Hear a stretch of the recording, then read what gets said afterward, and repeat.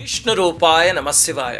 వినాయకుడి పూజకి తులసి వాడకూడదంటారండి, నిజమేనా అని కొంతమంది అడుగుతున్నారు. దీనికి సంబంధించి పురాణంలో కథ ఉంది. తులసీదేవి వృషధ్వజుడు అనే రాజుకి భూలోకంలో పుట్టింది. లక్ష్మీదేవి అంశతో జన్మించింది. ఇది అందరికీ తెలుసు కదా. ఒక శాపం వల్ల ఆవిడ కిందకు వస్తుంది తల్లి.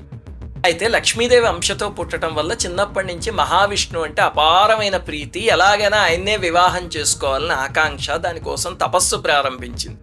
బ్రహ్మగారు ప్రత్యక్షమై, తల్లి నువ్వు ఒక కారణం కోసం పుట్టావు, ఈ జన్మలో విష్ణువుని చేరుకోలేవు, కలియుగాంతం వరకు భూమిపైనే ఉండి ఆ తర్వాత వైకుంఠానికి వెళ్తావు అని చెప్పారు.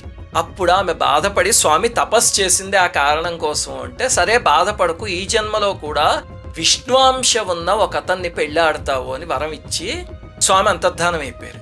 ఇంకప్పటి నుంచి విష్ణు అంశ ఎవరిలో ఉంది అని ఆవిడ అన్వేషణ మొదలుపెట్టింది. ఒక వినాయక చవితికి మహర్షులందరూ నదిలో స్నానం చేసి మట్టితో స్వామి ప్రతిమ చేసి దాన్ని ఒక చెట్టు